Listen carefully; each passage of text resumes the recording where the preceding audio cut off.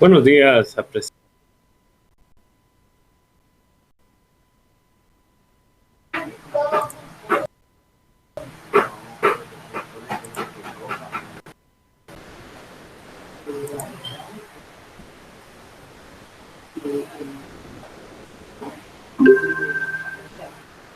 Buenos días, apreciables estudiantes. Es un gusto poder saludarles nuevamente, estar con ustedes en esta mañana.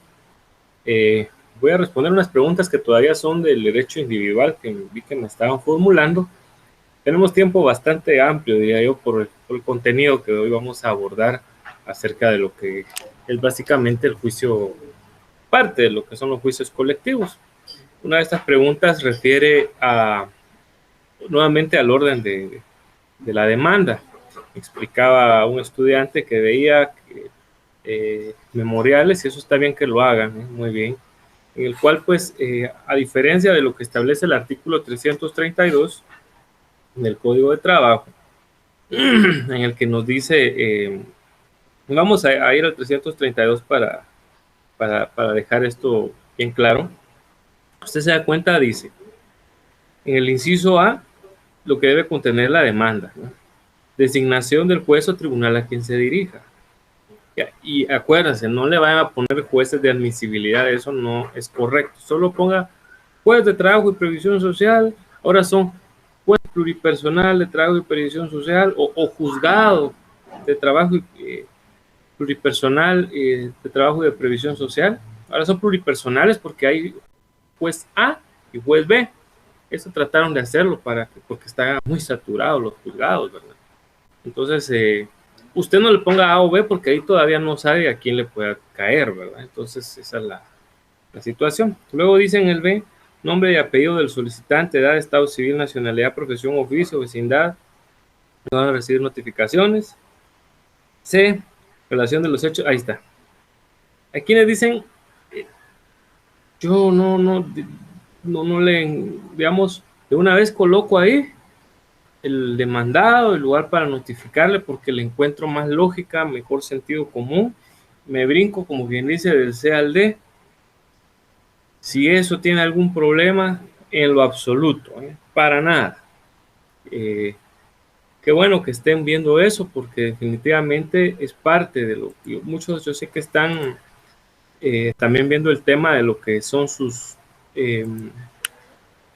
clínicas, ¿no? Entonces, es bien importante que sepan que, como dicen, ahí sí que vamos a utilizar un término muy matemático, que dice que el orden de los factores no altera el producto.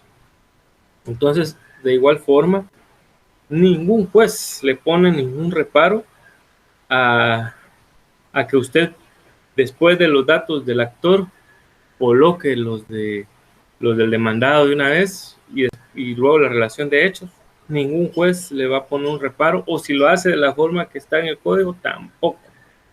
Es más, si ustedes se fijan, yo de hecho, por cierto, lo mencioné en su momento, cuando yo he hecho memoriales, yo suelo hacerlo de la forma como el estudiante me refiere, ¿no? Yo coloco el nombre del actor y después de una vez el del demandado y lugar para notificar al demandado. Porque justamente yo le hallo más lógica hacerlo de esa manera. No hemos tenido tampoco ningún reparo ni nada, y la mayoría de colegas lo hacemos así, sinceramente. Entonces, no hay ninguna pena con eso, esté tranquila, esté tranquilo, eso es lo de menos. Y les decía, el código de trabajo, si usted se da cuenta, brinquémonos unos incisos, porque también pues no podemos estar en esto todo el día. Dice el F, peticiones que se hacen al tribunal en términos precisos. G, lugar y fecha. H, firma del demandante o impresión digital del pulgar derecho, bla, bla, bla. Ese es el último. Si usted se da cuenta, no aparece fundamento de derecho. ¿Ya se dieron cuenta de eso? No aparece por ninguna parte de ese inciso el fundamento de derecho. ¿Qué le parece? No está el fundamento de derecho, ni la cita de ley, que son dos cosas diferentes, acuérdense. El fundamento de derecho es el artículo que usted va a copiar literalmente, que es por el cual usted está considerando que se puede mandar. Normalmente uno pone uno o dos artículos, los copia literalmente de la ley, ¿verdad? Si yo estoy pidiendo pago de indemnización, hablo justamente del artículo que requiere eso. estoy pidiendo pago de bono 14, coloco la cita literal, ¿verdad? Entonces, eso es fundamento de derecho. No está ahí y yo lo tengo que colocar. Una vez así me preguntaba una estudiante, y yo lo tengo que colocarle porque la ley no dice, ¿va? Si usted no lo coloca, pues no pasa nada. La ley dice que, pero es que para eso es que somos abogados, para fundamentarnos en derecho. Si nosotros decimos que algo es porque tenemos el fundamento legal. Así es de que la sugerencia es que siempre utilicemos fundamento de derecho. Si no le quiere poner cita de ley, pues ya no hay problema. La cita de ley es la más fácil. Usted solo copia, digamos, cita de ley, artículos pone desde la Constitución, porque es la ley suprema del país. Ahí sí solo copia el número del artículo, de los, porque son varios, ¿no? El Código de Trabajo, todos, un montón de artículos. Si quiere lo pone, si no, no. Pero insisto, somos abogados y ustedes pues, van para abogados y abogados, entonces coloquemos, nada nos cuesta. Y no porque la ley no lo diga. Otra pregunta que me hacían era en relación al tema de la guardería y me explicaba, decía la señorita, ¿qué sucede si hay 3 lugares de trabajo? Hay un solo patrón, puede ser una persona individual o jurídica, y tiene 3 lugares de trabajo. Aquí tiene a 10 mujeres, aquí a 10 mujeres y aquí a 10 mujeres. ¿Eso cuenta para hacer las 30 y exigir guardería? Vamos a responder a su pregunta. Veamos el artículo 155 del Código de Trabajo. Miren lo que dice.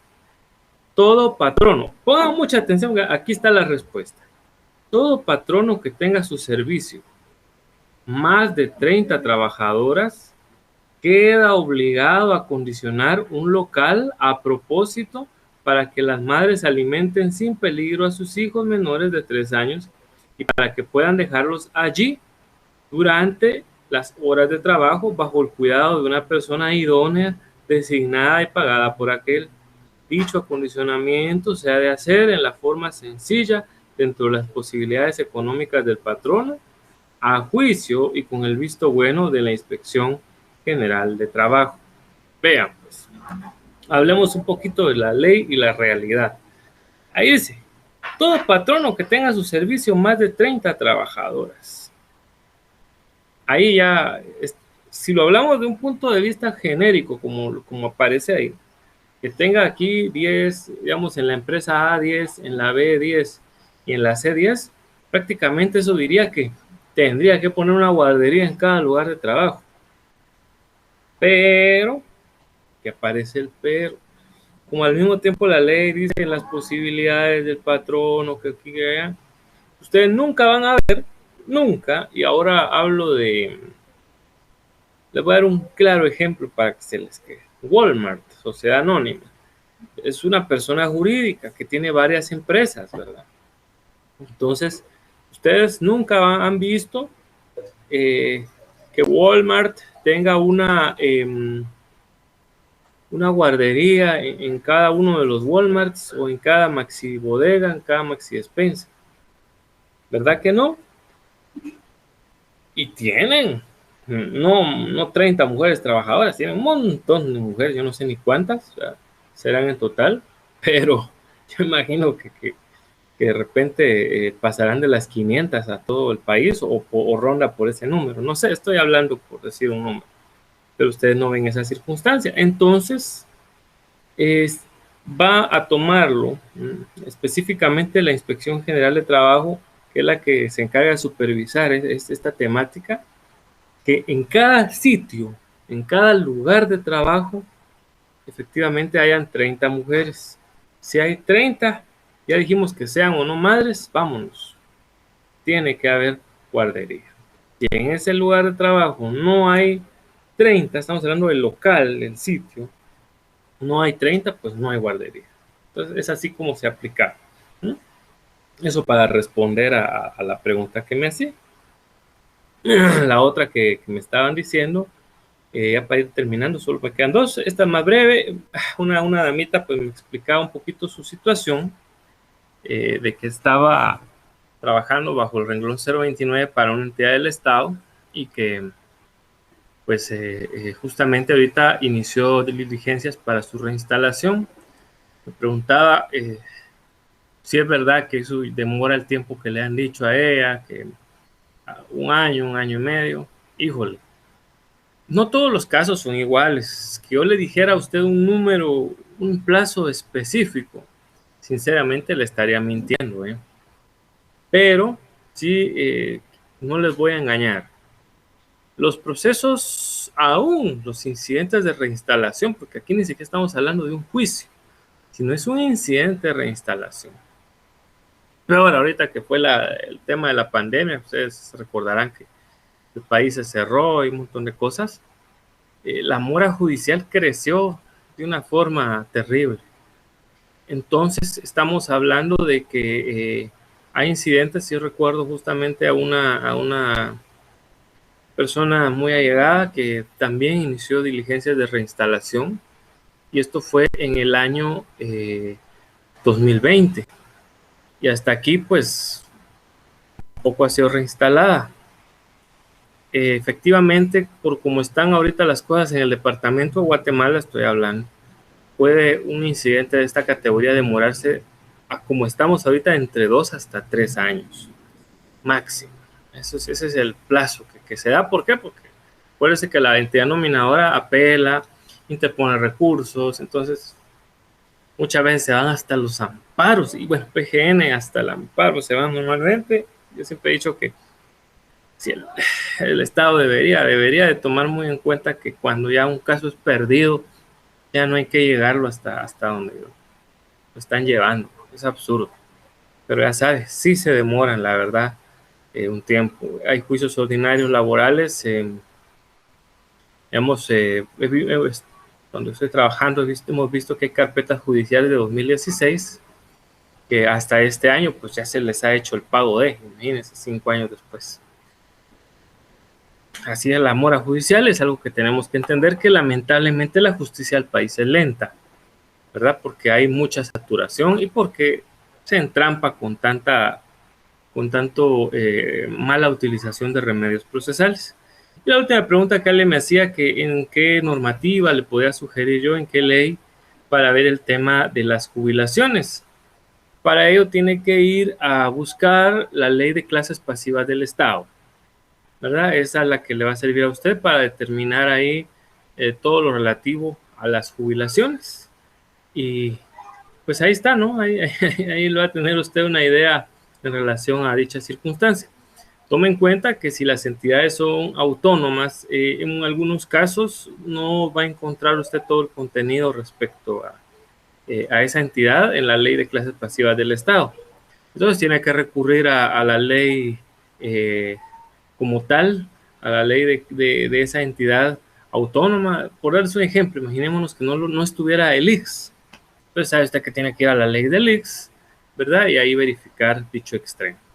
Entonces, eso es, mis apreciables, respecto a las dudas. No se preocupen con el tiempo, porque les he dicho que el contenido que hoy vamos a ver, ahorita vamos a empezar a cargar la presentación, pues no es un contenido excesivamente complicado, ni tampoco también es algo que de hecho ya empezamos a ver con antelación. Les comento que la semana antepasada fue, porque recuerdo, ahí está, ya cargó. Por eso de que no le doy pantalla completa también, porque, ya se me complicó aquí, ahí está. Porque caso contrario pierdo la visual acá, el Meet no cambió del todo bien. Entonces, ahí está. ¿Qué es lo que vamos a platicar hoy? Vamos a ver más de lleno los aspectos acerca de los tribunales de conciliación y arbitraje, algo que ya de hecho prácticamente vimos la semana antepasada, pero hoy lo vamos a repasar muy bien para que a usted se le quede hoy para siempre. Por cierto, hay un proyecto ahí de código procesal laboral, les cuento. Entonces, por ahí su servidor ya tuvo a bien echarle un vistazo al proyecto. Tiene algunas cosas buenas, como tiene otras que son malas y hasta inconstitucionales, pero al final es una revisión lo que se está realizando al mismo, y ahí ya se hicieron las observaciones. Pero para que lo tengan en cuenta, algo que nosotros sí hemos sugerido es que, porque nos han pedido dictamen en la entidad donde yo estoy, es que si se va a tener un código procesal laboral, no puede ser un instrumento desordenado como lo es el Código Procesal Penal. Si ustedes ya se recordarán de cuando vieron procesal penal, se fijaron que es precioso el derecho procesal penal, pero con el código hay que ir de un lado a otro. Está, pero como diría mi abuelita, patas arriba, ¿no? El código procesal penal está así, está desordenado, y ya me di cuenta yo que la estructura que le han querido dar al procesal laboral está igual. De un lado empieza hablando de la primera instancia, después de la segunda, las impugnaciones las tiene al final, después aquí vienen mezclados incidentes individuales con colectivos, se corta y habla del proceso colectivo, y después aparecen otros incidentes individuales, se corta después incidentes colectivos. Es un desorden, ¿verdad? Entonces yo les decía, si vamos a tener una herramienta adjetiva laboral, tiene que ser como es el derecho laboral. Uno de sus principios es que es sencillo, no puede ser complicado, ¿verdad? Entonces, así es como debe ser el Código Procesal Laboral. Insisto, si de verdad lo echan a andar, pues ojalá que sea una herramienta de fácil manejo, no solo para los abogados, también para los estudiantes, desde luego, ¿verdad? Porque eso es el sentido de ser. Que lleve una secuencia lógica, ¿verdad? Porque esa es la verdad. Tiene que llevar una secuencia lógica el código, y no ir de un lado a otro, como está el procesal, el penal, que es para mí, bueno, no solo para mí. Usted escucha a cualquier abogado litigante, ¿no? Escucha a cualquier académico y sabe, incluso hay una broma, porque un jurista famoso de Guatemala que ya murió, decían, ¿saben por qué se mató fulano? Ahorita se me olvida el nombre de él, porque hizo el código procesal penal, porque lo hizo patas arriba. Bueno, aquí tenemos entonces, vamos a platicar del arreglo directo, y sí vamos a entrar a esos pormenores que tiene y a verificar el tema de la competencia en los procesos colectivos como tal. El objetivo es que desde luego ustedes puedan inferir, ¿eh?, todo lo concerniente a cómo se integran los tribunales de conciliación y arbitraje. Vamos a echarle un vistazo también a qué es eso del arreglo directo y para qué puede servir.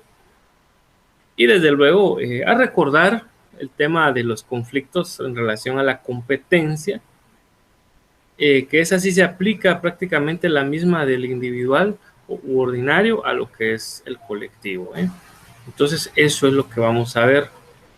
De una vez les anticipo, apreciables estudiantes, que por orden de la universidad no vamos a estar ya pasando ninguna ronda de preguntas. Así que miren que por eso antes de empezar la clase les estamos externando que deben de prestar suma atención a la clase, deben de estar muy atentas y atentos, ¿no? Y desde luego tengan su ley a la mano, anoten lo que sea necesario. Hay video para que ustedes también puedan ahí chequear, ¿no?, lo correspondiente a eso. Ténganlo por favor muy en cuenta. Bueno, entonces vamos a entrar en materia. Recordémonos un poquito acerca de los tribunales de conciliación y arbitraje. Como ya lo hemos dicho en su momento, todo proceso colectivo inició con un juez unipersonal. Recuérdese que se presentó el escrito o demanda colectiva, como le podamos decir, y entonces el juzgado de admisibilidad, si es aquí en la capital, de una vez lo traslada por sorteo a cualesquiera de los juzgados que existen. Para este ejemplo, digamos que se lo trasladó al juzgado tercero. Entonces el juzgado tercero de trabajo observa el pliego de peticiones, e inmediatamente en los plazos, que eso sí vamos a ver cuando estemos hablando individualmente de la conciliación y arbitraje, porque varían según sea uno u otro, de una vez avisa a la Corte Suprema de Justicia para integrar el Tribunal de Conciliación. Y dijimos que la diferencia entre juzgado y tribunal, porque para muchos casos es sinónimo, ¿eh? Ustedes se fijan, van a meter a sinónimo de juzgado, les aparece tribunal, judicatura, etcétera. Pero juzgado y tribunal no son exactamente una misma cosa. Juzgado, pues es directamente la sede donde se encuentra normalmente un juez. Mientras que el tribunal de tres, de ahí del tribu, que es la palabra esta griega, ¿verdad? Que se refiere a tres. Tribunal tiene tres integrantes. Entonces, eso es así como se da. Entonces, ese juez, que es el que tuvo la primera noticia, estamos hablando ahora en los departamentos, allá normalmente le cae al juez, póngale al juez de Zacapa, juez de trabajo de Zacapa, y él, allá no hay admisibilidad, ¿no? Entonces, de una vez él lo toma, avisa y llama a la Delegación de Corte Suprema de Justicia para informar a los representantes de los que ahorita vamos a seguir platicando para integrar el resto del tribunal, ¿verdad? Entonces, el juez es el promotor, el que inicia, ¿verdad? Con todas las diligencias. Ya les decía, si en el ejemplo, vamos a decir con el ejemplo que yo les di de aquí a la capital, que era el juez tercero. Recordémonos, ya lo dijimos, que normalmente el mismo secretario del juzgado es el secretario del tribunal también. En este caso, como se inició ante el juez tercero de trabajo, entonces el señor que va a tener a cargo ser el secretario va a ser el secretario del juzgado tercero de trabajo y previsión social. Él va a fungir siempre como el secretario o secretaria, ¿no? Entonces, eso para tenerlo ustedes muy en cuenta. Vaya. Ya explicábamos la semana pasada y vimos en la ley, en los artículos 292, ¿verdad? 293, 94, ¿cómo es que se integra? Un representante titular y tres suplentes de los trabajadores, pero acuérdese, no está hablando de los trabajadores del lugar donde haya conflicto, no. Para refrescarle la memoria, imaginémonos, vamos a ponerle nombres y apellidos a esto, que el conflicto de trabajo surgió en Semaco. Yo no sé si Semaco, el nombre de la persona jurídica, pues porque es persona jurídica, se llama Semaco Sociedad Anónima, pero bueno, imaginemos que fue Semaco Sociedad Anónima. Ellos son los que están teniendo el conflicto colectivo de trabajo. Entonces, esos representantes de los trabajadores y de los patronos que estamos viendo nosotros ahorita en sus pantallas no van a ser de Semaco. No. Nadie puede, o sea, es ilegal ser juez y parte. Acuérdense, uno no puede ser juez y parte. ¿Por qué? Porque eso va en contra del principio de imparcialidad. ¿Cómo tiene que ser la justicia? Imparcial. ¿Sí? Imparcial. Entonces, no puede ser que efectivamente se esté utilizando a los mismos trabajadores de ese lugar de trabajo, ¿verdad? Que obviamente van a tener su inclinación, y a los mismos representantes de los empleadores de ese mismo sitio, porque entonces lo único que va a haber es un pleito mayor. No tendría razón de ser. No, cada año los sindicatos, tanto de patronos como de trabajadores, porque acuérdense que hay sindicatos de ambos, envían un listado a la Corte Suprema de Justicia en el cual, digamos, vamos a ponerle un nombre por decir, imagínense los sindicatos de la Bremen, de esos embutidos de Bremen. El sindicato de trabajadores de Bremen manda el listado de los que van a ser sus cuatro, ¿no? Digo cuatro porque uno es el titular y en el mismo orden como nombran a los suplentes, así es como son llamados, ¿verdad? Una vez dicen como titular X, como suplente 1 B, como suplente 2 C, y así sucesivamente, ¿verdad? Entonces, sindicato de la Bremen, ponga que el sindicato de patronos sea, no sé, de Pollo Rey, de Avícola Villalobos, Sociedad Anónima, Pollo Rey. Ellos mandan entonces ahí también al listado de sus tres suplentes y su titular, tanto de patronos como de empleadores. Entonces viene Corte Suprema de Justicia y dice, vaya, fíjese que hay conflicto con Semaco Sociedad Anónima, está surgiendo ahí un problema. Bueno, entonces agarran por sorteo Y ahora, imagínense que de los del lado de los trabajadores salieron los de Pío Lindo. Usted dirá, pero eso no nos lo mencionó. Sí, es que yo solo di un ejemplo, pero puede ser cualquiera.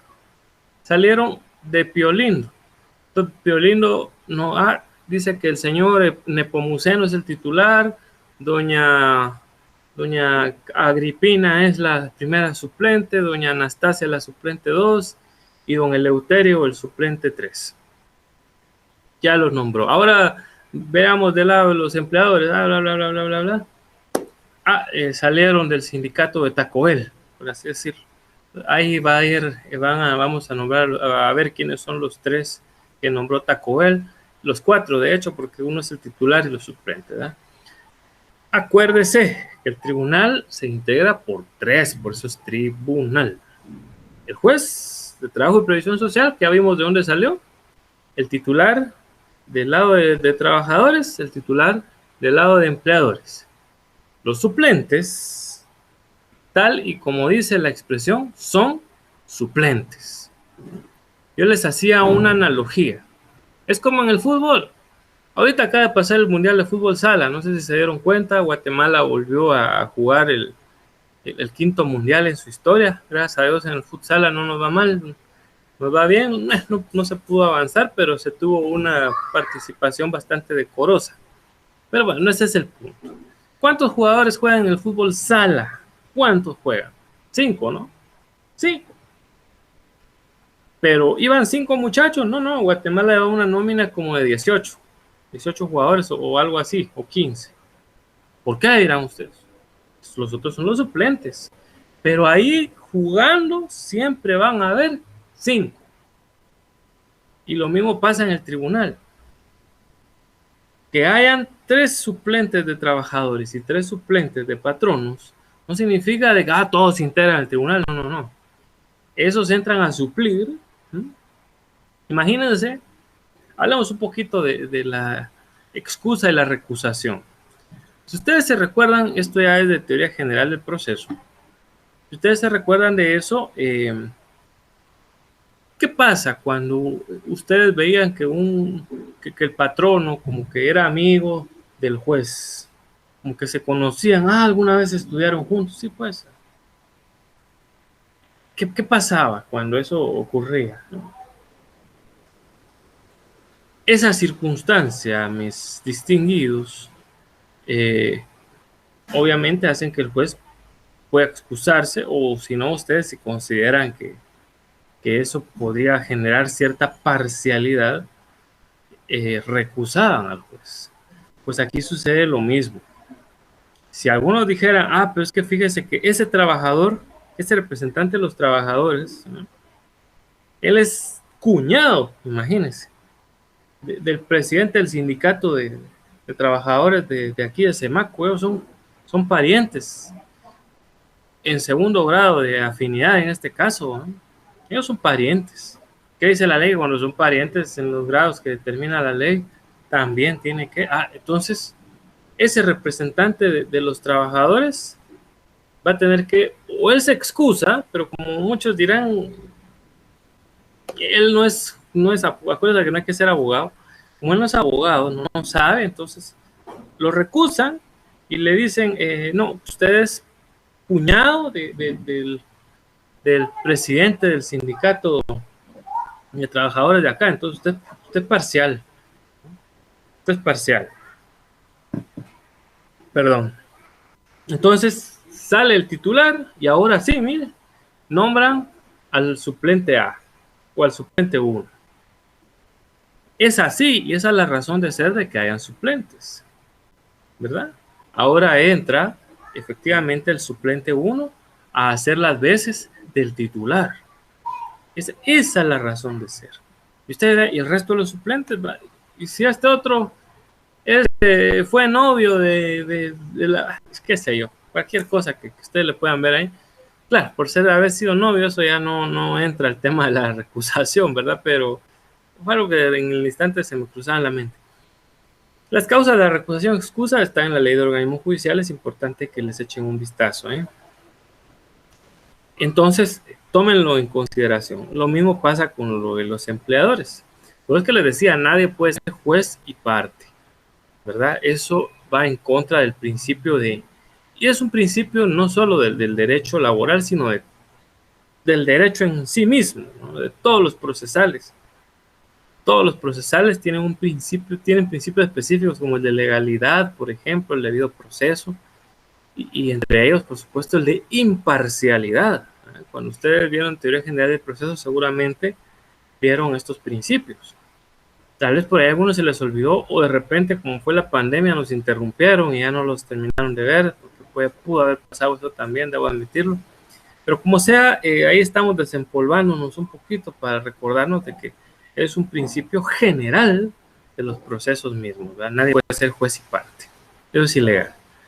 Entonces, definitivamente, mis apreciables estudiantes, vemos nosotros ahí la circunstancia, ¿verdad?, de cómo se integra el tribunal y cuándo entran los suplentes.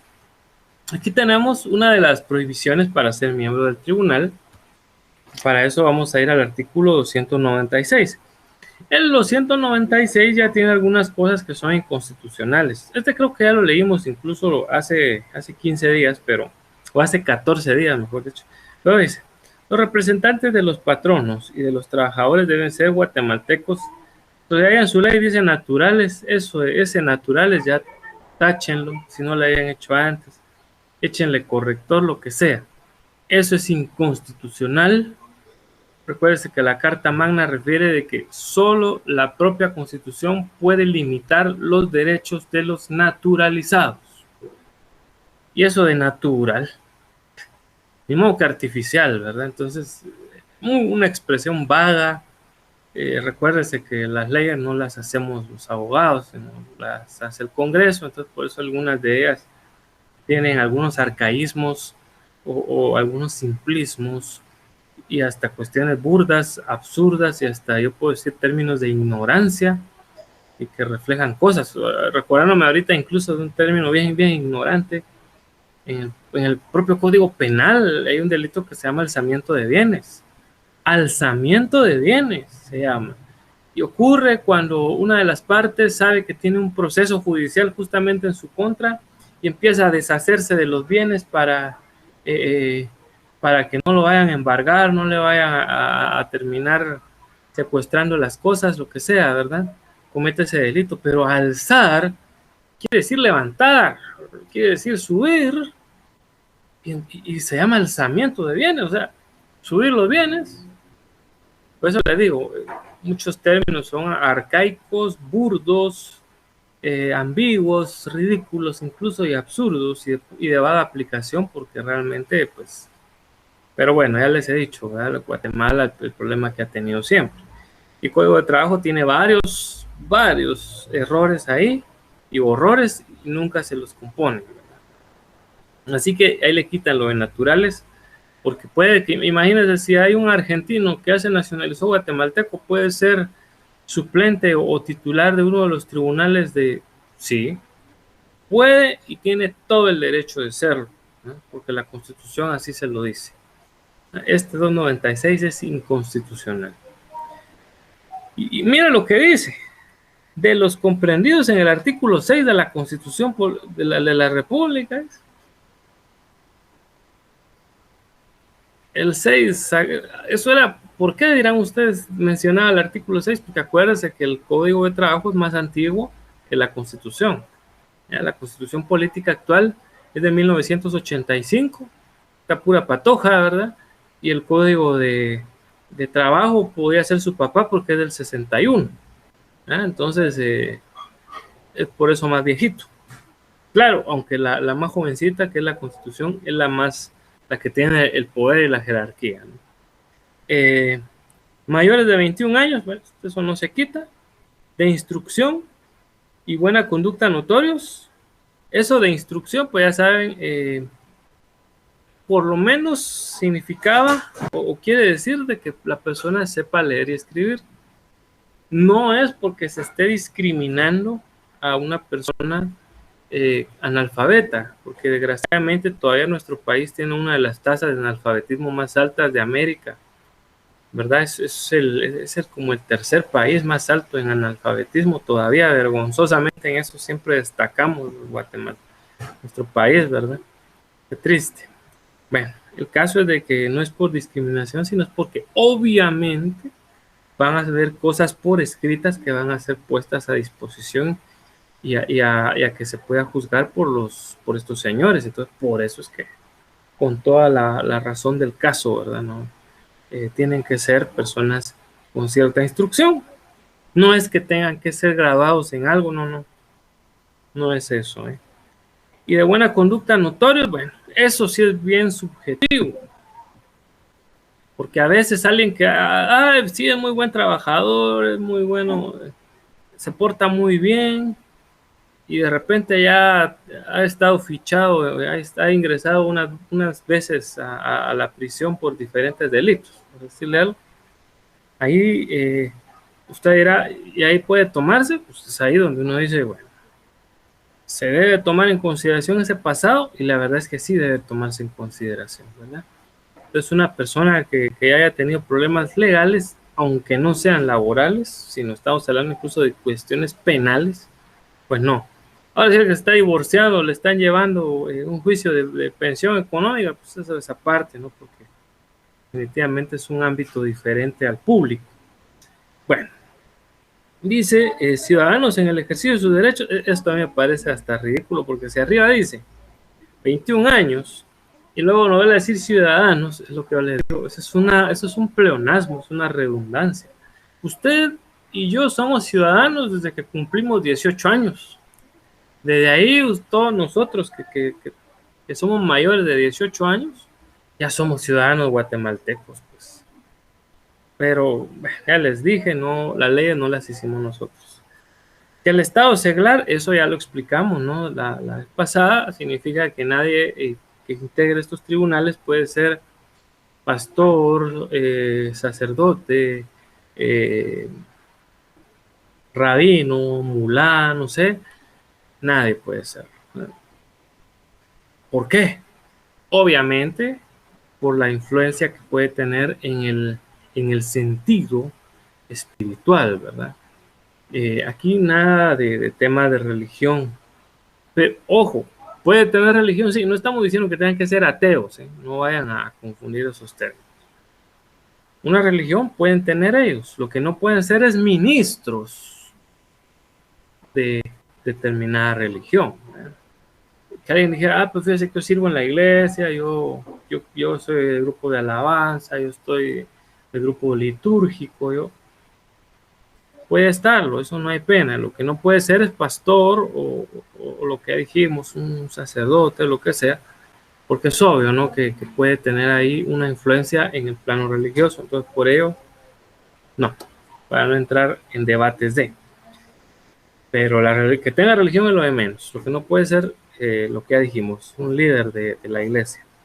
Bueno, no un líder, directamente el sacerdote o el pastor específicamente, ¿verdad?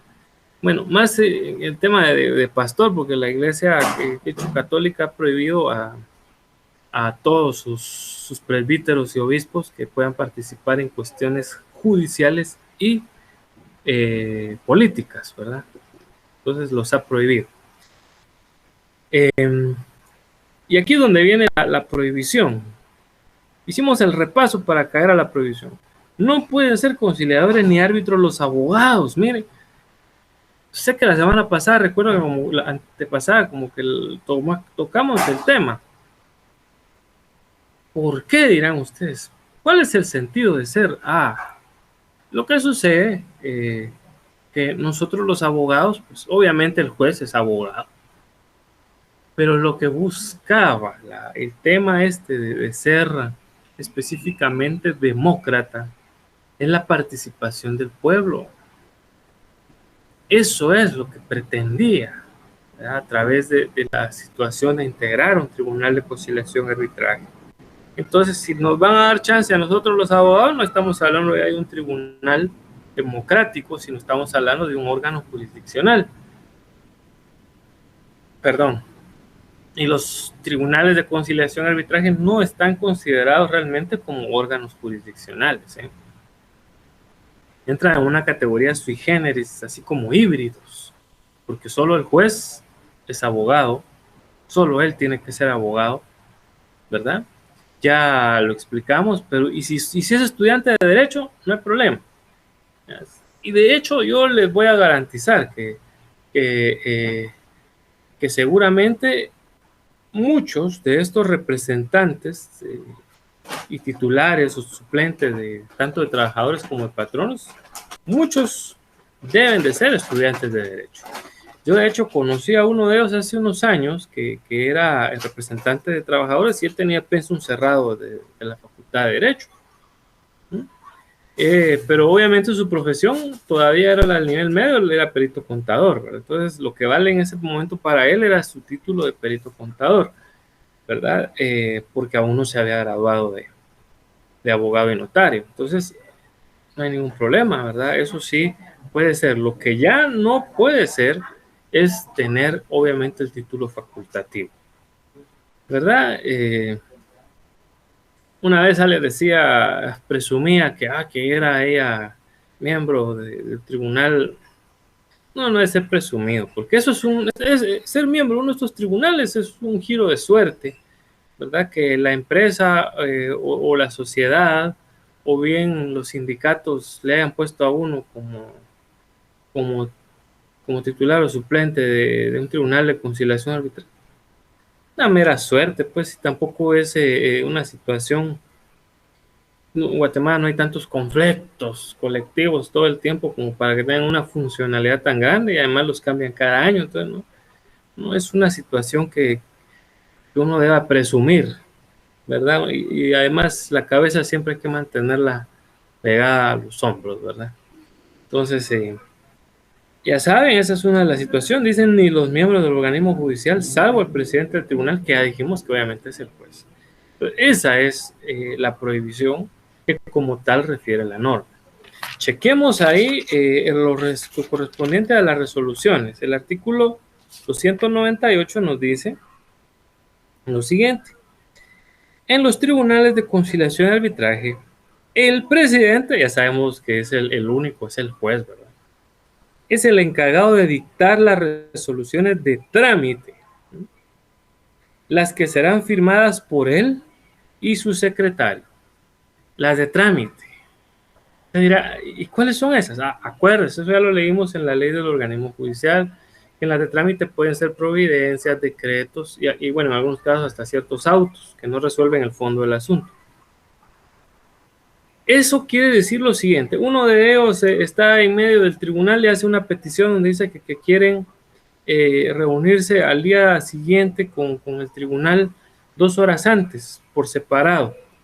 Eso ya vamos a ver que es perfectamente legal, a diferencia del juicio ordinario, donde según el principio de inmediación, el juez tiene que estar siempre presente con ambas partes. En los juicios colectivos, el tribunal se puede reunir por aparte, primero con el grupo de trabajadores o de patronos indistintamente, se puede reunir por separado con ellos, ¿verdad? Y luego pues juntos, o sea, es una mera atribución, ¿vale? Entonces, el juez es el que es el presidente del tribunal, entonces él hace la resolución porque dice la ley que él es el encargado, entonces él ahí, bueno, ni es el que la teclea, ¿verdad? Pero la hace el secretario y el juez es quien la firma, ¿entiendo?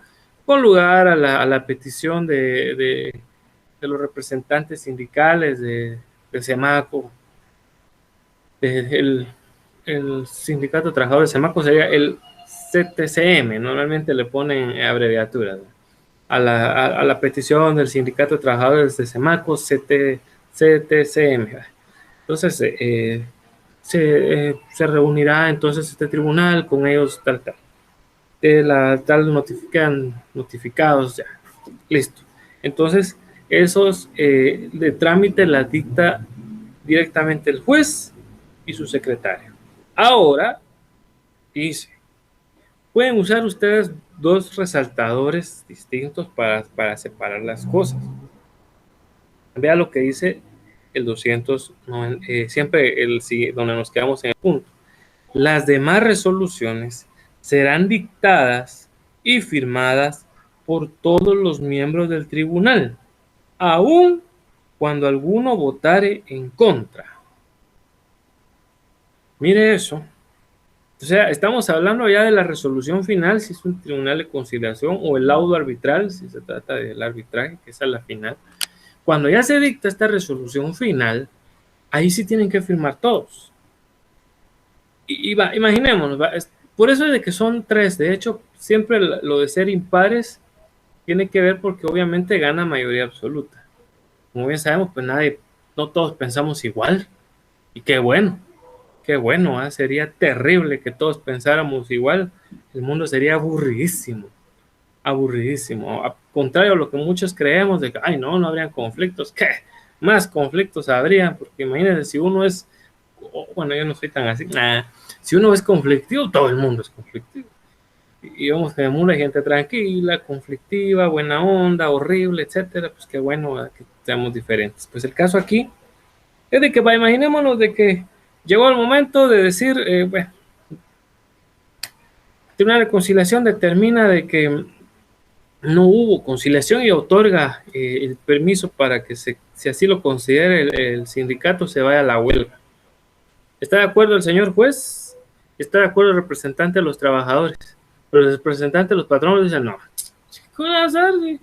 Si esos cuates están exigiendo algo que no es. Ellos están pidiendo ahí, por decirle algo, que les pongan hamacas y todo para la hora. Y eso no procede. Que les pongan futillos para estar ahí entretenidos a la hora del almuerzo. Eso no está bien. Yo no quiero firmar. No es que no quiera. Tiene que firmar. Ahí lo dice. Él, si quiere, podrá, bueno, aunque no es, tampoco se la puede llevar de magistrado de la Corte Suprema de Justicia, ¿verdad? Y tener un voto disidente, porque ahí firman también los magistrados, como ustedes bien saben, pero alguno tiene un voto disidente o razonado y él hace saber que firma la resolución, pero que no estuvo de acuerdo y lo desarrolla, ¿verdad? Pero igual tiene que firmar la sentencia o lo que sea en este caso. Entonces aquí no es él que se la va a llevar de magistrado y va a tener ahí su voto razonado, ¿no? Aún en contra, le toca firmar. Y eso porque lo dice la ley. Y nadie es superior a la ley. Dice el artículo 299, para terminar ahorita de hablar de las resoluciones que emiten estos tribunales.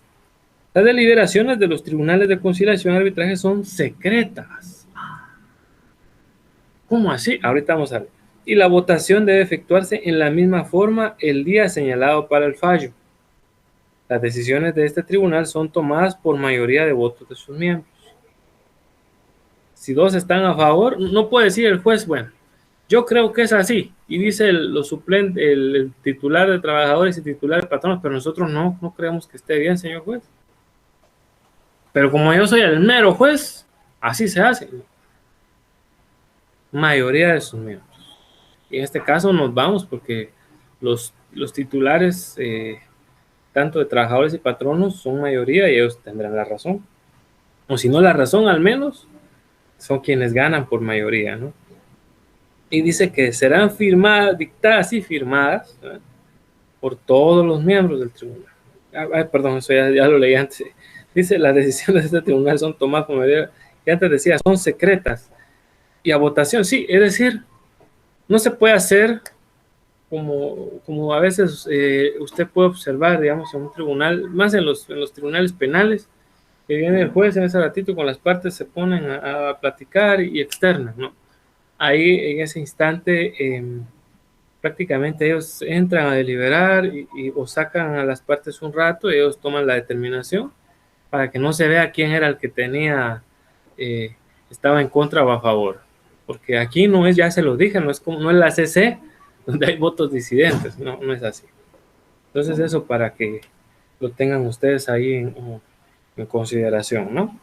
Bueno, pasemos ahora a la siguiente diapositiva. ¿Quiénes son las partes procesales en los procesos colectivos laborales? Bueno, en todos los procesos, no solo vamos a hablar ahorita de conciliación y arbitraje, ahorita vamos a hablar de todos. Bueno, pueden ser, por un lado, los representantes cuando hay sindicatos. Cuando hay un sindicato de trabajadores, ellos van a elegir a sus representantes. Vamos a leer luego en la ley que normalmente sus representantes son el comité ejecutivo o 3 miembros nada más de dicho comité. Ellos son los representantes de permítanme, de los, es que estoy haciendo aquí una, bueno, un reparo acá, bueno. Dice, o los delegados, ¿quiénes son los señores delegados? Cuando en un lugar de trabajo ocurre que no hay sindicato, ¿no? Acuérdense que para formar un sindicato se necesitan 20 trabajadores. Imagínense que en ese lugar de trabajo solo hay 18, pero hay un conflicto colectivo, ¿no? El conflicto colectivo es que, no sé, se me ocurre ahorita que el patrono no les quiere dar vacaciones a los trabajadores. Y es un derecho que la ley establece, pero no le quiere dar vacaciones porque ahorita que recién está recuperándose de la pandemia, dice que no puede dar vacaciones. Es ilegal, ¿verdad? Entonces hay un conflicto colectivo. Y dejemos que eso, por supuesto, era, pero eso no hay multas para el patrón, por supuesto que las hay. Pero también hay un conflicto colectivo porque está afectando a todos los trabajadores. Entonces, y no hay sindicato porque solo son 18 trabajadores, pero sí, ellos pueden organizarse, ¿verdad? Y efectivamente nombrar a delegados para que puedan formar parte, y los delegados dice la ley que son 3. ¿verdad? A ellos no se les llama representantes porque no pertenecen a un sindicato, se le llaman delegados porque pertenecen nada más a una coalición de trabajadores. Luego están los comités ad hoc, eso los vamos a ver ya en breve, que como tal aparecen, ¿no? Ahí en la normativa ya los vamos a ver quiénes son. Ad hoc porque significa que son los adecuados, ¿verdad? El comité adecuado y permanente es lo que nos trata de decir esa palabra de carácter latino, ¿verdad? Ad hoc, adecuado, ¿verdad? O permanente también, tiene esa doble acepción. También en algún momento determinado pueden entrar los llamados amigables componedores. Bueno, ya vamos a ver en qué y quiénes son esos amigables componedores. Por supuesto, la clase patronal, ¿verdad? Los patronos siempre van a ser parte, obviamente, siempre van a ser parte, ¿no?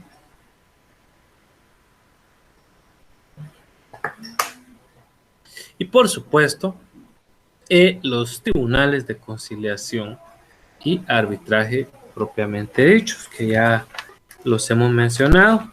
Aquí hay una referencia de un artículo que quiero que leamos, justamente es el artículo 374 de nuestro Código de Trabajo. Y vea lo que dice el 374. Bueno, este es el arreglo directo. Lo vamos a dejar mejor ahí pendiente. Lo voy a dejar ahorita pendiente porque ahorita lo vamos a entrar a conocer de lleno. Solo pues recordémonos, 5 partes pueden participar en los procesos colectivos, sí, 5. Ahora vamos a entrar a ver el primer procedimiento para resolver, esta clase de conflictos. Y esta se llama arreglo directo. Entonces, el arreglo directo, déjenme contarles que esta yo diría que de hecho, es el único medio en el cual no participa directamente ningún juez. No participa prácticamente en nada los órganos jurisdiccionales, ¿verdad? Esta se realiza de una forma, llamémosla así, sencilla, amigable entre las partes, sin que haya mayor litis. En el arreglo directo prácticamente hay buena voluntad, tanto del lado de los trabajadores porque se solucione rápido la situación o inconvenientes que puedan haber, y en el mismo sentido, pues del lado del patrono, ¿verdad? Él es el que está también con la propia diligencia de querer resolver las cosas, o al menos una de las dos partes tiene esa intención. no significa que siempre se va a llegar al arreglo directo. Acuérdese que también yo ya manifesté, y esto sí ténganlo muy en cuenta. No es necesario que previamente a ir a un proceso de conciliación o a un proceso de arbitraje haya que pasar por el arreglo directo. No, no es necesario, ¿verdad? De hecho, eh, eso ya lo dice la Constitución Política de la República en el artículo 29. Dice que toda persona tiene derecho a acudir a los órganos de justicia. Entonces, por eso es de que el arreglo directo solo es una modalidad, pero no es requisito de que antes de ir al juzgado hay que ir al arreglo directo. Sería inconstitucional, ¿eh? Esta es solo una modalidad para resolver conflictos. La modalidad en la que no participa el juez, ¿eh? Acuérdense. En esta sí no participa el juez. Como ya dijimos, cuando se integra el Tribunal de Conciliación y Arbitraje, ya vimos de que el juez siempre se inicia como juez unipersonal, pero ahí ya se judicializó. Aquí, en cambio, no. Entonces dice, es la primera modalidad más sencilla, porque es así, para intentar resolver conflictos. ¿Qué conflictos? ¿Qué tipo de conflictos? Ah, aquellos que son de carácter económico, social, o ambos. ¿Cómo así económico? Ya se los he dicho. El patrono les ofreció a los trabajadores que les iba a dar el bono 15. Él era de plano de aquellos amigos de Valdizón. Saber de dónde pensaba él que iba a salir el bono 15. El plano de las estrellas o algo así. El caso es de que, bueno, yo sé que hay entidades en Guatemala que podrían pagar el bono 15 sin ningún problema y por avaros no lo hacen, ¿eh? Pero también hay otras microempresas y empresas medianas que dar un bono 15 significaría despedir a muchos trabajadores y hasta tener pérdidas o hasta la misma quiebra, ¿verdad? Entonces, no es solo de soplar y hacer botellas, ustedes ya lo saben. Entonces, un conflicto así económico, también voy a dar ahorita un ejemplo de un conflicto social porque por supuesto también puede surgir, y era lo que yo les decía. Hay lugares, yo he conocido algunos lugares de trabajo donde usted ve y efectivamente tienen, hay así como unos asientos muy reclinables para que los trabajadores puedan hasta tomar una siesta, tienen futillos, mesitas de ping pong y hasta para videojuegos, fíjense. Yo le preguntaba, ay, pues, esto lo usan sus trabajadores, sí, ellos tienen hora y media de almuerzo. Pueden comer y después descansar o ponerse a jugar, ¿verdad? Hay una tele también si quieren ver tele. Ese es el tiempo que ellos tienen. Muy buena modalidad porque ellos dicen que desde que han instalado este tipo de cosas han visto cómo mejora la producción de los trabajadores. El trabajador está más motivado, porque ni modo, dice, a mí me tratan bien aquí, excelente, ¿verdad? Entonces, qué bueno. Bien por esos lugares de trabajo que manejan ese buen trato hacia el trabajador. Entonces, el patrón no había ofrecido eso, que les iba a poner hamacas a los muchachos y, y que les iba a poner ventiladores porque había mucho calor. Pero ahora dice que no, porque no hay plata y que ya no. Pues eso ya lo había ofrecido. Y hasta lo hizo en un pacto de condiciones, imagínense. Ahora hay conflicto, hay conflicto. Entonces, obviamente, siempre va a ser entre patrono o sindicato de patronos y los trabajadores asociados. No solo van a haber sindicatos de trabajadores, sino también trabajadores asociados. A eso se le llama coalición, ¿verdad? Entonces, eso es básicamente, llamémosle así, el preámbulo para que pueda existir un arreglo directo, que haya estos conflictos. Aquí también hemos dicho los pasos, y luego vamos a ver ahorita el artículo 374. Y también, bueno, del 374 al 376, de cómo se realiza el arreglo directo. Dice, en la primera, perdón, cuando el mismo ocurre, se levanta acta de lo acordado y se autentica. Ahí dice se auténtica. No, sí dice se autentica, no lleva tilde, perdón. Mire cómo es interesante una tilde, ¿verdad? Y se autentica, dice ahí, perfectamente, porque no se tilda. Si auténtica, se llevaría tilde en la E, donde iría cuando nosotros hacemos las auténticas como notario. Para su remisión a la Inspección General de Trabajo. Ahí dice trabajo, no, discúlpenme, es de trabajo. ¿Qué es eso? Hambre tenía yo que me comienzo. La Inspección General de Trabajo. Usted dirá, ahí puede ver usted que aquí no hubo judicialización de nada. Aquí todo se llevó, si mucho, a lo administrativo. Lo administrativo fue lo más que se llevó. ¿Qué le parece? Bueno, echemos un vistazo al artículo hoy sí, al 374, para ver cómo se da esto del arreglo directo. Dice, patronos y trabajadores tratarán de resolver sus diferencias por medio del arreglo directo. Con la sola intervención de ellos son el patrono y sus trabajadores, o con la de cualesquiera otros amigables componedores. ¿Y quiénes son esos amigables componedores? Lo mencionamos hace un rato. Voy a regresar a la diapositiva para que ustedes vean. Aquí está en el número 3, los amigables componedores. ¿Y esos quiénes son, dirán ustedes? ¿Será la Liga de la Justicia, los Avengers? Bueno, ¿de dónde salen estos individuos? Damas y caballeros, ¿se recuerdan de lo que hace un rato hablamos del Tribunal de Conciliación y Arbitraje? Ojo, no estoy hablando del tribunal en sí, pero hay quienes lo integran. No se me van a confundir, ¿verdad? Ellos son, damas y caballeros, los representantes de patronos y trabajadores. Ellos. Pero para que hayan amigables componedores, obviamente, se le tendría que decir a la Corte Suprema de Justicia que quiere que participen, ¿no?, un representante de trabajadores y de patronos para ayudar a que se solucione la situación.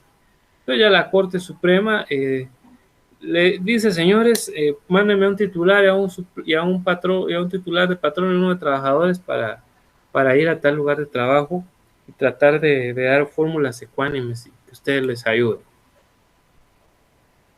Eso es. Ellos son los amigables componedores. Estas personas que pueden integrar. Acuérdense que ellos no son abogados, no son jueces, pero sí, ellos son los que integran el tribunal. Sí, lo integran. Cuando el juez lo llama, lo integran y listo, se formó el tribunal. Pero ahorita no estamos hablando de que el juez sea quien lo llamó. Solo, sí, claro, usted dirá, pero sí se le pidió a la Corte Suprema. Sí, porque ni modo, la Corte Suprema es la que tiene el control de este tipo de personas. Ellos son quienes llevan el registro, ¿verdad? Y eso lo dice, les voy a decir qué artículo. Veamos, es el 294, si no me falla la memoria. Veamos.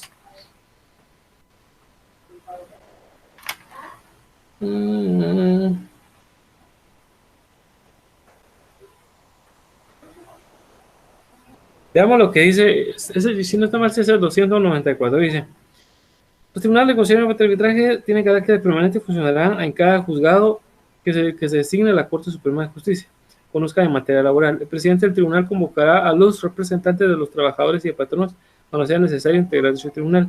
Los suplentes serán llamados en el mismo orden de elección o designación. El juez y quienes integran los tribunales de conciliación y arbitraje devengarán concepto de dieta. No, eso no es.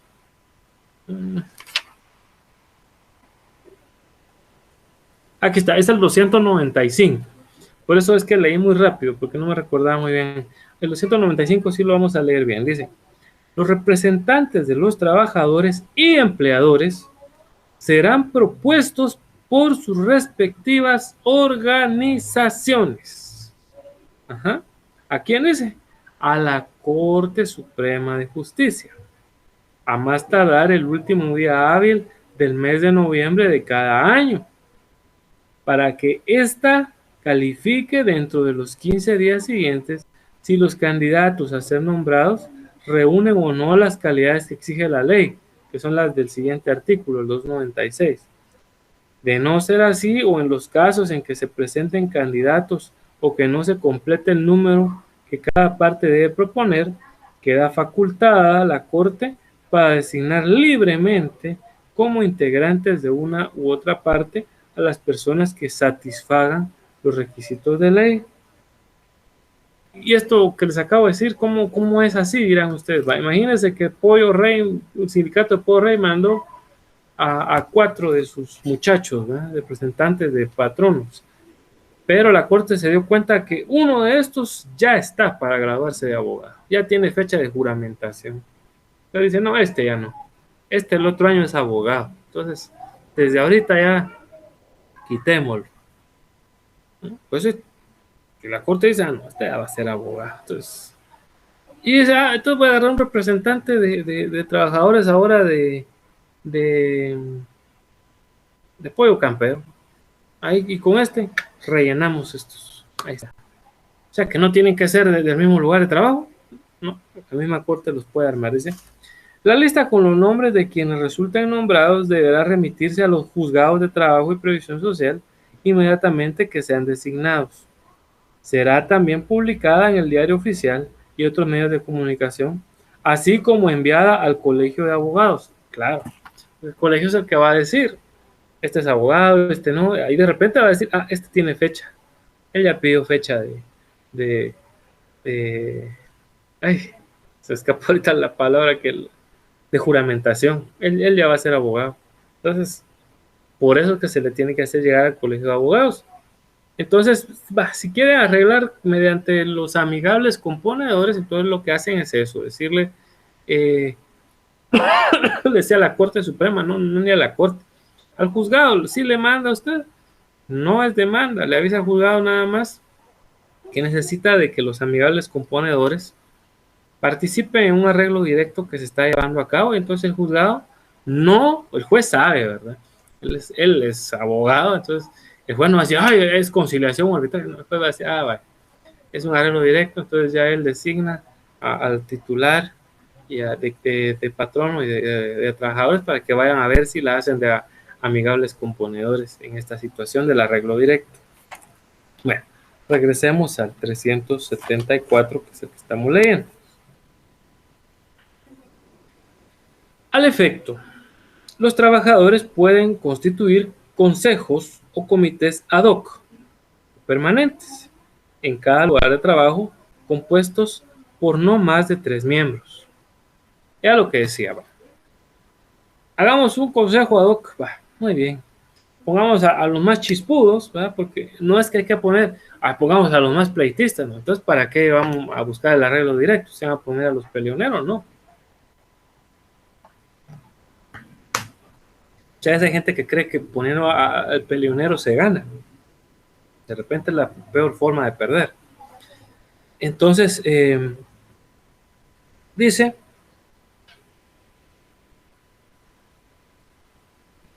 en cada lugar de trabajo compuesto por no más de 3 miembros, quienes se encargarán de plantear a los patronos o a los representantes de estos verbalmente o por escrito sus quejas o solicitudes. Dichos consejos o comités harán siempre sus gestiones en forma atenta, y cuando así procediere, el patrono o su representante no puede negarse a recibirlos a la mayor brevedad que le sea posible. ¿Qué le parece? Entonces, se nombran a sus representantes el comité ad hoc, así es como se le conoce. Puede que hace un rato ustedes recordarán que mencionamos como partes a los comités ad hoc o a los permanentes de cada. Cuando es arreglo directo, ese es el nombre que se les da. Hay comités ad hoc acá, sí. Fue nombrado don Tiburcio, doña Florinda y doña Eutanasia. Ellos fueron efectivamente los nombrados para el comité ad hoc. Ah, muy bien. Perfecto. Entonces, de forma atenta es como ellos le pasan a los a su patrono las peticiones. Si usted se da cuenta aquí, dice, no menciona abogados de las partes. Los abogados participamos siempre que hay litis, o sea, pleito. Y en un arreglo directo se supone que no hay pleito. Se supone que todo es amigable. Por eso, vean lo que dice el artículo, hoy sí, el 375. Cuando las negociaciones entre patronos y trabajadores conduzcan a un arreglo, se levantará acta de lo acordado y se enviará copia auténtica. Era, pero ¿por qué aquí no se iba a tildar? Ah, porque aquí sí estamos diciendo que la copia es auténtica. ¿Quién autentica eso? Un notario. Usted dirá, pero no acaba de decir que los abogados... Ah, acuérdese. Es cierto. Podemos tener los títulos de abogado y notario. Pero cuando yo soy abogado, actúo como abogado, es porque estoy en medio de un juicio, es decir, en medio de una litis. Cuando a mí me llaman a ejercer algo como notario, voy a un lugar donde no hay pleito. Ahorita, por decirle algo, el otro mes una clienta me llamó para que celebrara el matrimonio de ella con su novio, ¿no? Eh, Perfecto, excelente. Ahí no hay pleito. Yo voy como notario. Voy a dar fe. ¿Mm? Como notario doy fe de ese acto solemne, de la institución social que es el matrimonio. ¿Sí? Eso es, damas y caballeros. Ahí no voy como abogado. Hace un tiempo recuerdo yo que escuchaba en esa charada en la radio un anuncio del Gallo Dorado donde decía, yo como abogado y notario, no, esas son payasadas. Usted no vaya a casar a nadie como abogado y notario. Usted dice, y de hecho el acta consigna, como notario, yo, fulano de tal o fulana de tal, notario o notaria. Ahí no dice abogado, ¿por qué va a poner abogado si no hay litis? ¿No? Además, usted no está cerrando en su auxilio, no. Eso usted lo escribe cuando hay pleito, cuando hay litis. Cuando va usted como notario, usted dice ante mí o doy fe. No va a poner en su auxilio, no, ni que fuera, eso ya es en lo contencioso, ¿no? Así como ahorita que estamos hablando de procesos, cuando ya hay litis, ahí sí voy como abogado. Pero aquí, repito, en el arreglo directo no participa el abogado. ¿Se da cuenta? Lo llaman a uno solo para dar la auténtica a la inspección general. Por eso aquí dice, se levanta acta de lo acordado y se autentica. Ah, ahí se dan cuenta la diferencia de cuándo le tengo que poner tilde y cuándo no. A la Inspección General de Trabajo. ¿Por qué?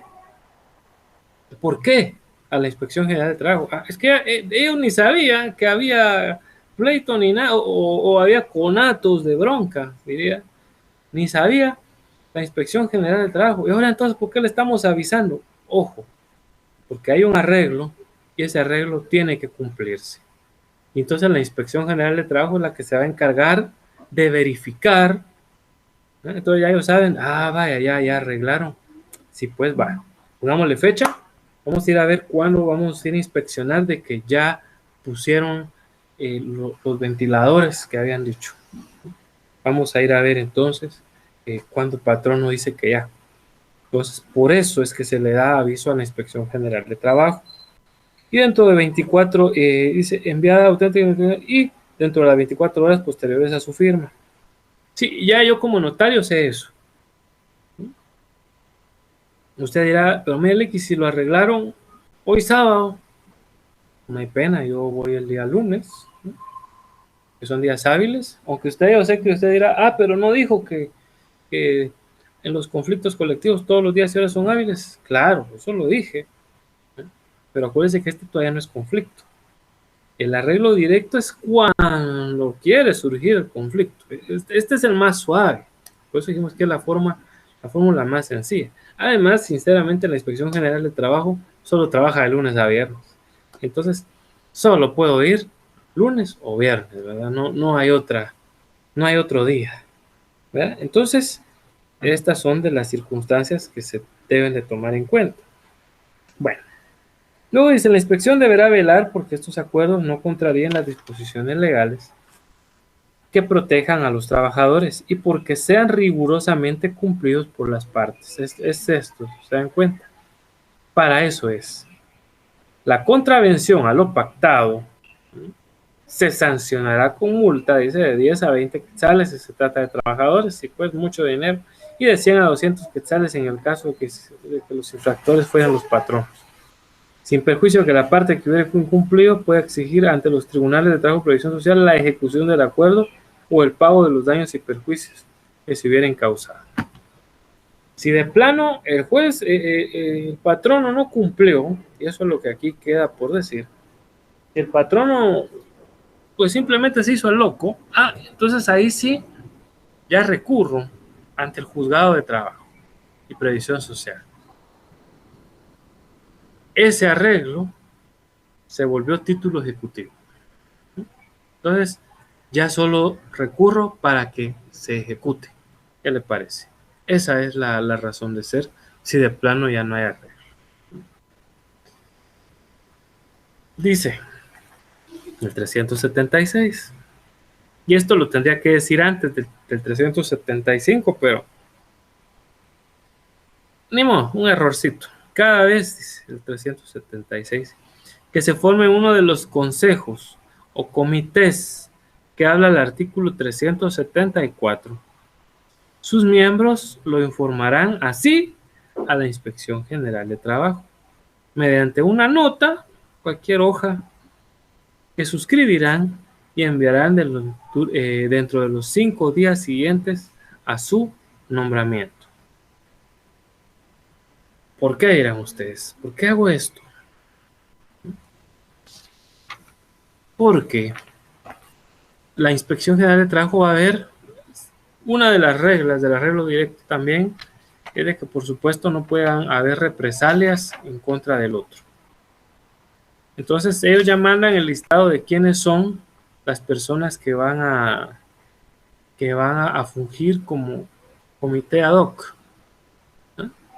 Entonces la Inspección General de Trabajo ya tiene noción de ellos.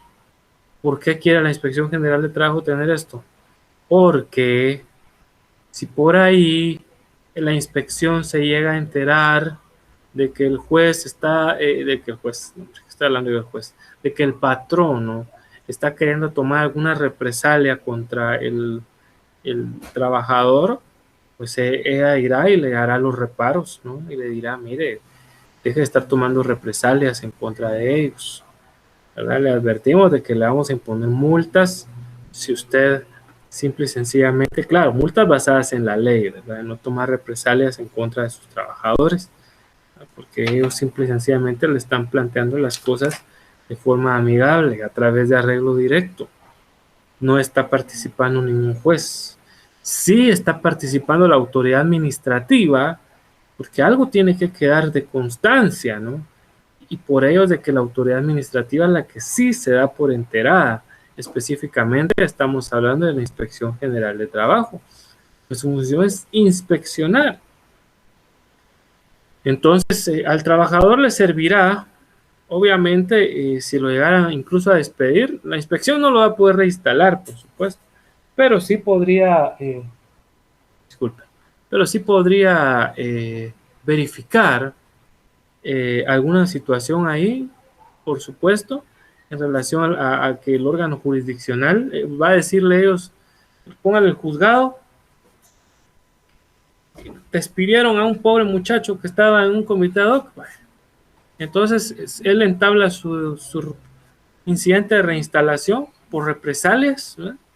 Para que lo reinstalen, y él demuestra que sí le informaron a la Inspección General de Trabajo, ahí está la copia sellada con la inspección, de que él era miembro del comité ad hoc, y ahorita el despido que le hizo el patrono fue en represalias. Entonces el juez, porque ahí sí ya es un juez, pero esto ya es aparte del arreglo directo, esto lo estoy diciendo extra, como un incidente que puede surgir. ¿Y por qué estamos hablando de que puede surgir? Entonces ya el juez dice, pues reinstalemos a esta persona, porque efectivamente él estaba como un miembro del comité ad hoc, y lo único que estaba buscando era un arreglo directo, y el patrono tomó represalias, así que le ordena ahora al juez que reinstale, ¿verdad? Es así la situación. Mire para lo que le sirvió el sellito de haber llevado a la Inspección General de Trabajo. Y acuérdense, la inspección no puede reinstalar a los trabajadores, eso no le compete a ellos, eso es un juez, ¿verdad? Pero ahí estamos poniendo un caso, repito, en el que no quiso haber arreglo directo, obviamente, no hubo arreglo directo, sino al contrario, el patrono tomó hasta represalias en contra del pobre trabajador, de uno de los trabajadores, o de repente en contra hasta de los 3 miembros del comité ad hoc. ¿Eh? Pero ya saben ustedes que también, ahí les acabo de dar un chivito de un incidente que se puede plantear para reinstalarlos, ¿verdad? Y eso es tener su sellito ahí, su copia de sellado, de que la Inspección General de Trabajo tenía conocimiento de que ellos eran prácticamente miembros del comité ad hoc. Y ahora el patrón se dice que los despidió de forma justificada porque son alborotadores, qué sé yo. Entonces, ahí está, ellos tienen su salvación por un documento, ¿no? Bueno, hablemos ahora de las clases de competencia para esta clase para este tipo de situaciones o procedimientos. Acuérdense, mis apreciables estudiantes, que es muy importante establecer el territorio. Por supuesto, todos los conflictos colectivos giran en torno al territorio. Ahora ya pasamos del arreglo directo. Imagínense que lo que vamos a buscar es una conciliación. Si se trata de una de las fábricas que está allá en Zacapa, ¿verdad? Y voy a plantear ya demanda al juez de allá de Zacapa para que empiece a integrar el tribunal. Entonces yo tengo que tomar en cuenta mi territorio. Yo no le puedo, si estoy ejecutando labores en Zacapa, irle a pedir al juez de Jalapa que él realice esto. No, ¿verdad? No puede ser. 2, dice por la razón de la materia. Esto es todavía más fácil, ¿no? Porque es obvio de que si estamos en laboral, es laboral. Pero es que hay tribunales de conciliación civil, de arbitraje civil, sí, pero eso sí es muy diferente. El arbitraje civil, eso sí no tiene nada que ver con el laboral, ¿eh? Nada que ver, solo se llaman así, igual arbitrajes, pero acuérdese. Es que mucha vamos, es que hay un tribunal de arbitraje civil, ahí vamos a poner, no, ahí no vaya, ahí no vaya. Acuérdese que siempre se inicia con un juez de primera instancia, y eso nos refiere que por razón de grado, la misma historia. Los conflictos colectivos, ya estamos ahora sí directamente hablando de cuando hay un conflicto que ya no se resolvió mediante arreglo directo, siempre van a iniciar con un juez de primera instancia, no con una sala de la Corte de Apelaciones, no, con un juez de primera instancia. ¿Sí? Bueno, por razón de cuantía, en los colectivos la cuantía no existe. Tómenlo en consideración, no hay cuantía. Ahí sí, desde un poquito hasta quién sabe cuánto de dinero, no hay cuantía en los procesos colectivos de trabajo, así que ya lo saben. De turno, bueno, ojo que cuando se empieza ya a ver de la formación de un tribunal de conciliación y uno de arbitraje, ahí prácticamente se toma en consideración que todos los días y horas son hábiles, pero normalmente los juzgados de trabajo cierran hasta cierta hora. Entonces, si hay una diligencia que llevar, se tienen que dirigir, aunque sea un juzgado de turno, de lo penal. Normalmente, aquí en Guatemala, el pobre juzgado de paz penal de turno, ese es el que recibe todos ustedes. Ese recibe amparos, ese recibe colectivos laborales. Ese pobre juzgado es el que se encarga de notificar a todos, ¿verdad? Entonces, esa es la situación con los juzgados de turno. Aunque sea, usted dirá, pero aunque sea penal de turno, sí, porque como no hay laboral de turno y le urge porque hay conflicto y el patrón no puede tomar represalias inmediatas, entonces vaya y formar juzgado de turno y él pues le va a poner el sello para la protección jurídica, ¿no?, necesaria, ya con, aunque claro, ellos lo van a entregar hasta el día hábil, ¿verdad?, que así les toca, pero al menos el juzgado de turno, esa diligencia la harán ellos, ¿no? Eso sería respecto a esta circunstancia. De la competencia en los procesos colectivos, mis muy apreciables estudiantes, esto es la competencia de estas reglas van a regir las mismas de lo que ya vimos en el ordinario. Ahí sí, ahí no vamos a decir de que hay reglas diferentes, de que son las mismas reglas. Entonces eso es importante que se nos quede, de que se nos quede. Las vamos a repasar, aunque esto ya lo vimos, ¿no? Dice la forma laboral trata de dirimir los inconvenientes en zonas jurisdiccionales de la siguiente manera. Dice. Primero, se promueve el juicio en la zona donde se ejecuta el trabajo. Eso ya lo conocemos. Eso ya lo conocemos. Todos los trabajadores son de aquí de la capital, aunque el patrono viva allá en San Juan Chamelco, aquí en la capital se promueve. No hay que ir hasta San Juan Chamelco. 2.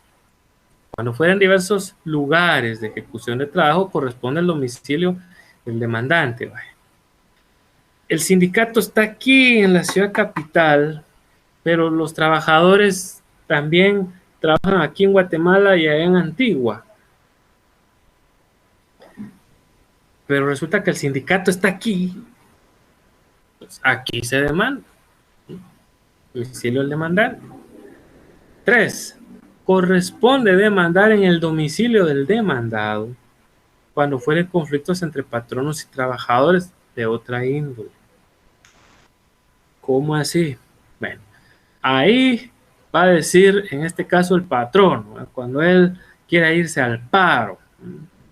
Entonces él es el que viene y dice voy a demandar porque me quiero ir al paro.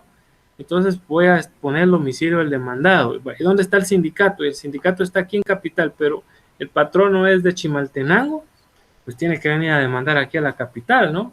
Porque él es el que tiene conflicto, él es el que va a tener el tema del paro.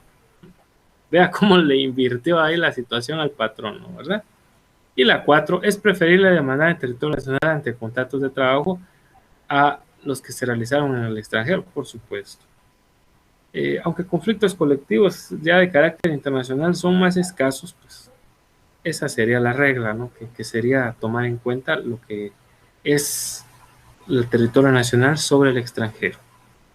Bien, mis apreciables estudiantes, pues muchas gracias por su atención. Ya como les decía, no podemos ya darles espacio de ronda de preguntas, así es de que solo nos queda agradecerles por haber estado acompañándonos. Primeramente Dios, pues será la otra semana cuando nos volvamos a saludar. Ya solo nos van a quedar 2 clases. Imagínense qué rápido. Así es de que sigan estudiando, sigan echando muchas ganas, síganse cuidando también, por favor, porque Dios es grande, yo puedo estar contento, pero esto del COVID es difícil, más difícil de lo que se imagina. Cuídense, no se expongan. Que tengan muy buen fin de semana y buen provecho dentro de poquito, Que estén muy bien.